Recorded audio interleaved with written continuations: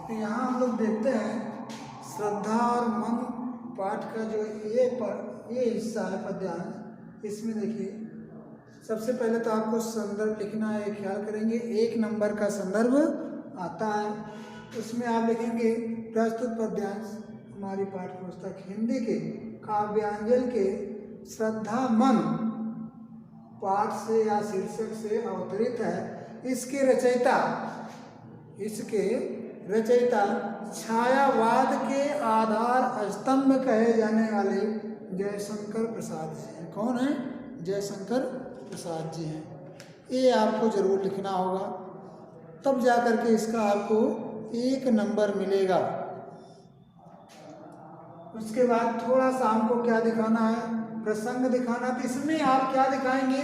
श्रद्धा कैसे कैसे वस्त्र धारण की है, उन वस्त्रों में कैसे वो नजर आती है मन को, इसी की चर्चा इसमें हो रही है।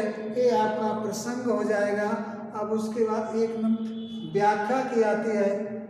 तो देखिए, मसृण गांधार देश के नील रोम वाले मेषों के चरण। मेष माने होता है भेड़। मेष माने क्या होता है? भेड़। रोम माने रोमा। कैसा उसके बाल? उसकी बात चल रही है। मसृण माने होता है सुंदर या चिकना मुलायम। गांधार देश के नील रोम वाले मेषों के चरण।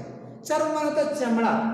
क्या है कि श्रद्धा कैसे वस्त्र धारण किया, उसके शरीर पर किस प्रकार का वस्त्र सुशोभित हो रहा है, इसकी चर्चा करते हुए प्रसाद जी कह रहे हैं कि श्रद्धा अपने शरीर पर गांधार देश में पाए जाने वाली ऐसे भेड़ जिनके बाल नीले रंग के होते हैं, ऐसे नीले रंग के बालों वाले भेड़ों के चमड़े से बना हुआ जो बड़ा ही मुलायम चिकना होता है, चमड़े से बने हुए वस्त्र को क्या कर रही है? श्रद्धा पहनी हुई है।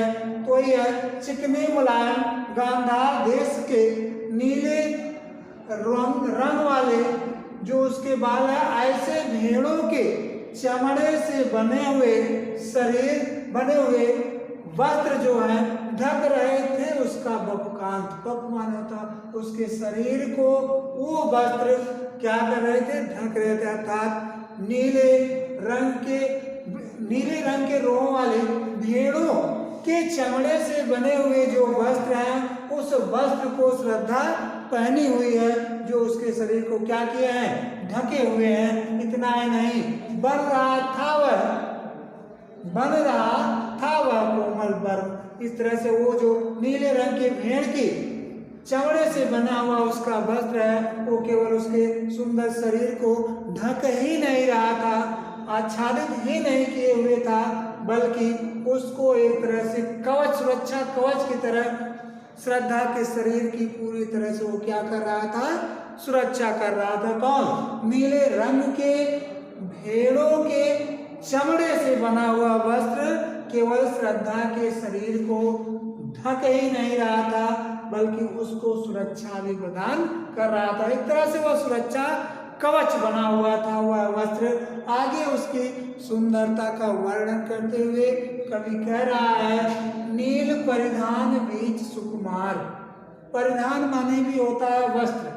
नीले रंग का वो जो उसके भेड़ों के चमड़े से बना हुआ उसका वस्त्र है, उस नीले रंग के वस्त्र के बीचों से, उसके बीच में से सुकुमार मन होता बहुत ही कोमल खुल रहा मृदुल अधकुला अंग, यानी श्रद्धा के शरीर के कुछ ऐसे अंग थे जो पूर्ण रूप से ढके हुए नहीं थे, थोड़ा बहुत दिखाई दे रहे थे। वह उसके कोमल अंग, उन नीले वस्त्रों को बीच से उसके कुछ कोमल अंग जो दिखाई दे रहे थे, वह मन को बहुत ही सुंदर लग रहे थे। खुल रहा था मतलब क्या है? सुंदर लग रहा था, अच्छा लग रहा था। क्या सुंदर अच्छा लग रहा था? अच्छा, श्रद्धा के कुछ अंग खुले जो पूरे तरह से ढके नहीं, थोड़े थोड़े दिखाई दे रहे थे। ऐसे कोमल अंग जो बड़े ही कोमल थे, वह जो उसके वस्त्रों के बीच से कोमल अंग थोड़े थोड़े जो दिखाई दे रहे थे, वह मनु महाराज को बहुत ही सुंदर लग रहे थे। अच्छा लग रहा था वह उसका अंग। उसको देख करके ऐसा प्रतीत होता है खिला हो ज्यों बिजली का फूल, मेघवन बीच गुलाबी रंग। यानी वह खुले उसके या थोड़ा कम ढके जो अंग वस्त्रों के बीच से उसको मनु को दिखाई दिए, वह ऐसे लग रहे थे मानो जैसे बिजली का फूल खिला हुआ हो। बादलों के जंगल में गुलाबी रंग का बिजली का फूल खिला हुआ हो, ठीक वैसे ही उसके अधखुले अंग वस्त्रों के बीच से श्रद्धा के अधखुले अंग मन को लग रहे थे। अर्थात ज्यों ही देखा उन्होंने मनु ने श्रद्धा को उनके कुछ अंग उस वस्त्रों से दिखाई भी दे रहे थे, वह तो ऐसे लग रहे थे जैसे बादलों के बीच में, बादलों रूपी जंगल में बिजली रूपी फूल क्या हो खिलो। अर्थात एकदम उसको देख करके चंबे रह जाते हैं, इतनी सुंदर एक है कौन, श्रद्धा। आगे वर्णन करते हुए कवि कह रहा है, ओह वह मुख पश्चिम के व्योम बीच जब घिरते हूँ घनश्याम, घन श्याम काले काले बादलों के बीच में पश्चिम दिशा में जब सूर्य क्या होता है, डूबता है जब सूर्य, उस समय पश्चिम दिशा में जब बादल घिरे होते हैं तो उस समय अरुण रवि मंडल उनको भेद दिखाई देता हो छविधाम। छवि शोभा का जो भंडार है उसी की तरह वह सूर्य जिस प्रकार पश्चिम के आकाश में जब बादल ढके घिरे हुए होते हैं उनको भेदते हुए दिखाई देता है सूर्य, ठीक वैसे ही बादलों से घिरे हुए जो पश्चिम की दिशा है उससे उसको भेदता हुआ जिस प्रकार से सूर्य नजर आता है, ठीक वैसे ही इस समय मनु महाराज को श्रद्धा का लालिमा से युक्त मुख उनको दिखाई दिया, अर्थात उनको उसका मुख बहुत ही सुंदर उस समय लगा, अधखुले अंग उसके बिजली के फूल की तरह लगे। इस प्रकार श्रद्धा के शरीर का वर्णन उनको किया गया है, जो मनु ने उनको देखा उसकी चर्चा इसमें हो रही है। आगे आप इसमें कौन सा रस होगा तो उसके शरीर की सुंदरता का वर्णन किया गया है। अधखुला अंग कैसे उसके लग रहे हैं, कैसा वस्त्र वो पहनी हुई है, कैसे उसके मुख की तुलना पश्चिम के बादलों के बीच से निकलते हुए या दिखाई देते हुए सूर्य की तरह लग रही है, यहाँ सुंदरता का वर्णन किया गया है। तो आप काव्य सौंदर्य लिखते हैं 1 नंबर उसके लिए आता है, तो उसमें आप क्या लिखेंगे, श्रृंगार रस है। कौन सा रस है, श्रृंगार रस है। भाषा की चर्चा होती है, यानी काव्य सौंदर्य में 4 चीज लिखना जरूरी होता है। कौन सा छंद है, रस कौन सा है, भाषा कौन सी है, किस अलंकार का कवि ने प्रयोग किया है। तो श्रृंगार रस हुआ, इसमें उन्होंने पूरे पद्य में खड़ी बोली का प्रयोग किया है जयशंकर प्रसाद जी ने। तो बोली भाषा इनकी हो गई खड़ी बोली, रस हो गया श्रृंगार रस। छंद अगर कहेंगे तो एक श्रृंगार छंद भी होता है 16 मात्राओं का, तो श्रृंगार छंद इसमें है, श्रृंगार रस भी है, श्रृंगार छंद भी है। अलंकार की बात करते हैं तो अंत्या अनुप्रास, यहाँ चर्म वर्म अंत्या अनुप्रास अलंकार का प्रयोग किया गया है।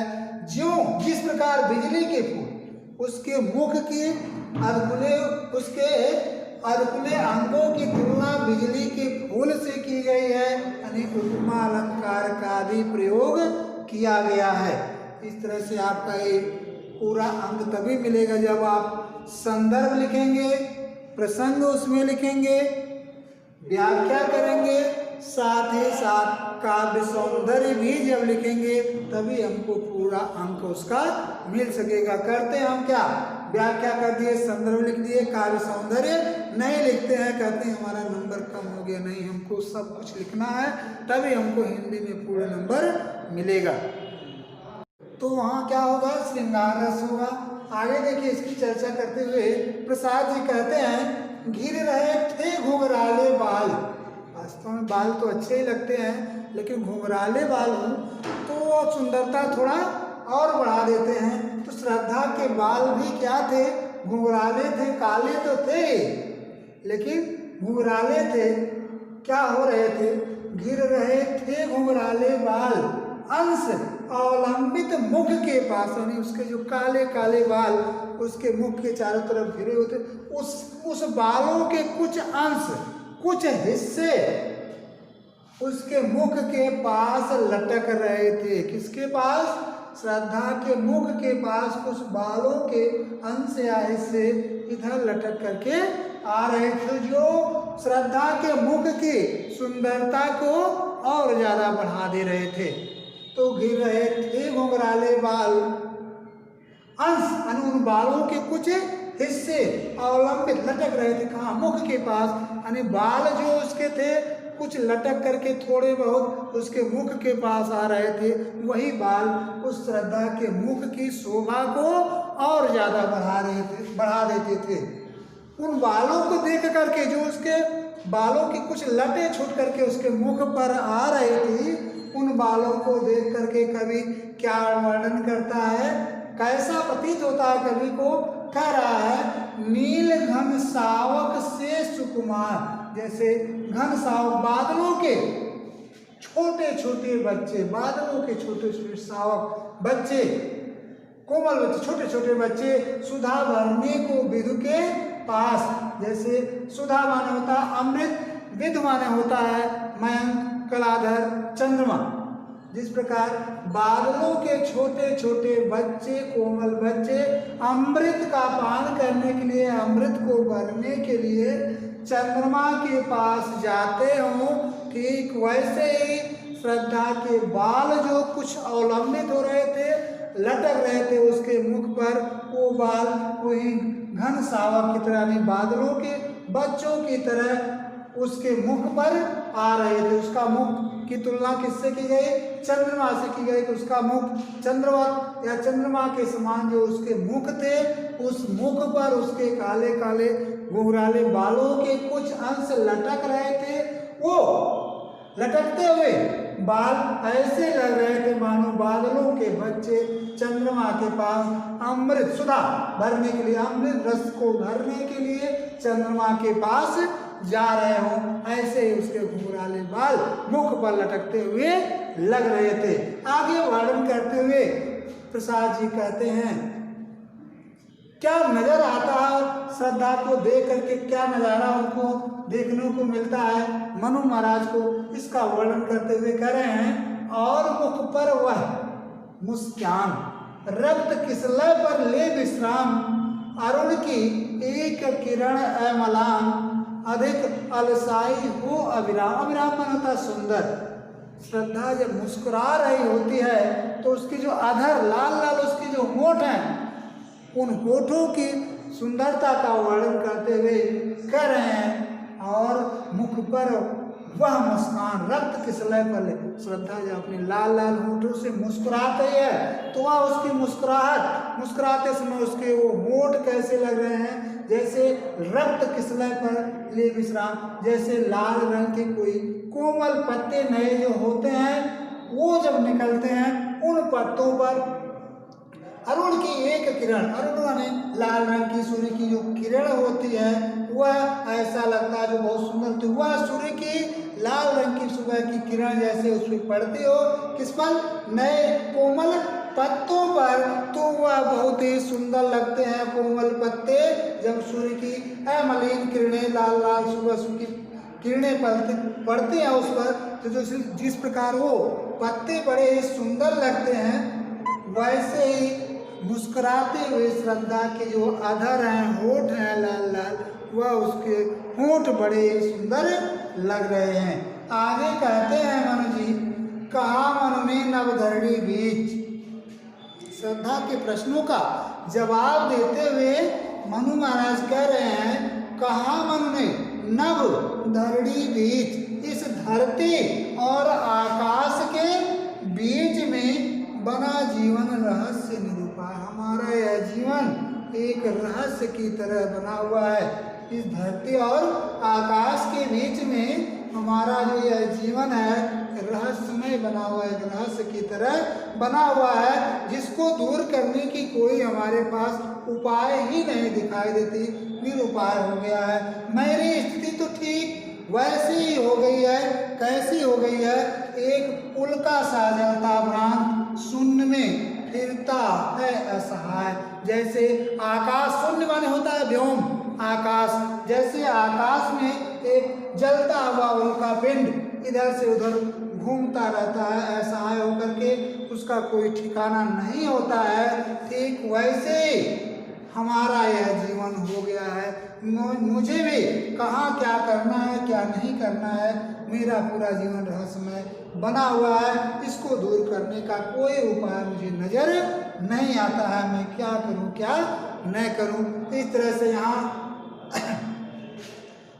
उसके प्रश्नों का इसने जवाब दिया है। किसने जवाब दिया है? मनु ने जवाब दिया है। श्रद्धा के मनु ने अपने जीवन की तुलना उस आकाश में जलते हुए असहाय तारे से की है कि मेरा भी जीवन उस असहाय जलते हुए तारे की तरह रहस्यमय बना हुआ है। अब मनु उस जो आती है श्रद्धा, उससे पूछते हैं, उसकी आवाज़ इन्हें कैसी लगती है। उस समय उस श्रद्धा इनके पास आती है। पूरा प्रलय से जन संस्कृति विनष्ट हो चुकी थी, समाप्त हो चुकी थी।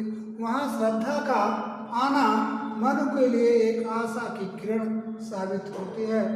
श्रद्धा से मन पूछते हैं, कौन हो तुम? बसंत के दूत। बसंत का दूत कोयल कहलाती है, जो बसंत के आने का समाचार देती है बोल करके। तो ऐसे ही बसंत के दूत अर्थात कोयल की ही तरह आज इस पतझड़ में विरस अर्थात रसविहीन निर्जर पतझड़ में अति सुकुमार, जिस प्रकार पतझड़ के महीने में कोयल बोलती है जो बसंत ऋतु के आने का संकेत देती है, आने वाली है, ठीक वैसे ही मानव संस्कृति प्रलय के बाद विनष्ट हो चुकी है। तो उस समय जब श्रद्धा उनसे पूछती है, बोलती है, तो उस समय उनको श्रद्धा की वह आवाज़ उस बसंत के दूत अर्थात कोयल की ही तरह लगती है। उससे पूछते हैं कि आप कौन हो? आप कौन हैं? तिमिर में चपला, घन तिमिर में चपला की रे। आप तो मुझे ठीक वैसे ही लग रही हैं जैसे घन तिमिर, घनघोर बादलों के बीच जैसे बिजली चमकती है, ठीक वैसे ही आप हमको उस घनघोर अंधकार में बिजली की चमक की तरह लग रही हैं। आप हैं कौन? अथवा कह रहा है कि तपन में शीतल मंद बयार, अथवा आप तो ठीक वैसे ही लग रही है जैसे घनघोर तपन पड़ता हो, गर्मी से लोग ऊब रहे हों, ऐसे में जैसे शीतल मंद मंद धीमे धीमे बयार बहती है, लोगों को आनंद प्रदान करती है, ठीक वैसे ही उस मंद शीतल बयार की तरह आप हो कौन जो हमारे मन को आनंदित कर रही हो। आपके आगमन से तो हमारे लिए एक आशा की किरण, आपके आगमन से मुझे आशा की किरण नजर आ रही है आपके आने से। आगे कहते हैं, जब इतना पूछते हैं आखिर तुम हो कौन, तो श्रद्धा उनसे अपना परिचय दे रही है। क्या रही है श्रद्धा? लगा कहने आगंतुक व्यक्ति, तुरंत आया हुआ व्यक्ति। कौन तुरंत वहां पहुंचा है? श्रद्धा पहुंची है। वह आगंतुक अर्थात आने वाले, मनु तो वहां पहले से उपस्थित थे, श्रद्धा उनके पास घूमती हुई आती है। तो आगंतुक है कौन यहाँ? आगंतुक यहाँ श्रद्धा है। वह कुछ बतलाने लगी, लगा कहने आगंतुक व्यक्ति, यानी श्रद्धा और मनु से अपने बारे में बता रही है। क्या कह रही है? लगा कहने आगंतुक व्यक्ति मिटाता उत्कंठा से विशेष। उत्कंठा माने क्या? विशेष रूप से जो जानने की इच्छा होती है मनु के मन में, किसके बारे में? श्रद्धा के बारे में विशेष रूप से उनके मन में जो जानने की इच्छा होती है, उनकी उस उत्कंठा को, उस विशेष रूप से जानने की इच्छा को पूर्ण करते हुए अर्थात अपने बारे में श्रद्धा मनु से बताती है, उनकी इच्छा को पूर्ण करती है। क्या कह रही है श्रद्धा? दे रहा हो कोकिल सानंद सुमन को जीव मधुमय संदेश। जिस प्रकार कोयल पुष्पों को मधुमय अर्थात बसंत के आने का संकेत देती है, संदेश देती है।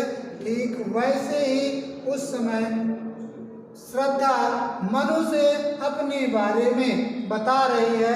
इस समय उसकी आवाज उनको कोयल की तरह आनंद प्रदान करने वाली लग रही है। बता रही है अपने बारे में श्रद्धा। मनु से क्या कहती है? भरा था मन में नौ उत्साह, यानी मेरा मन एकदम क्या था? उत्साह से भरा हुआ था। मैं बार बार सब कुछ जानने की इच्छा से, क्या जानने की इच्छा से, क्या सीखने की इच्छा से कर रही है। हमारे मन में ये उत्साह भरा हुआ था। मैं इतना उत्साहित थी क्या करने के लिए? कि सीख लो ललित कला का ज्ञान। इधर रह गंधर्वों के देश, पिता की हूँ प्यारी संतान। बतलाती है श्रद्धा। किससे बतलाती है? मनु से बतलाती है कि मैं अपने पिता की इकलौती एक बहुत ही प्यारी संतान हूँ, अर्थात मुझे हमारे पिता बहुत दुलार प्यार से रखते हैं। हमारे मन में यह उत्साह हुआ, या जानने की इच्छा हुई कि थोड़ा सा हम भी चले सुंदर सुंदर जो गंधर्वों के देश में क्या होता है? गाना बजाना नृत्य, ये कला जो गंधर्वों के अंदर होती है, जो गाते हैं, बजाते हैं, नृत्य करते हैं। किस तरह से करते हैं, कैसे गाते हैं, कैसे बजाते हैं, इस ललित कला ने सुंदर कला को जानने की इच्छा हमारे मन में हुई। इसलिए मैं क्या की हूँ? इधर गंधर्वों के देश में मैं चली आई हूँ। क्या करने के लिए? इस सुंदर कला की जानकारी करने के लिए मैं इधर आ गई हूँ। मैं अपने पिता की बहुत ही प्यारी संतान हूँ। इस तरह से ये आपका यहाँ तक आता है शीतल मंद तपन में शीतल मंद विहार। इस तरह से आते ये आपका श्रद्धा उनसे बतलाती है अपने बारे में कर रही है श्रद्धा।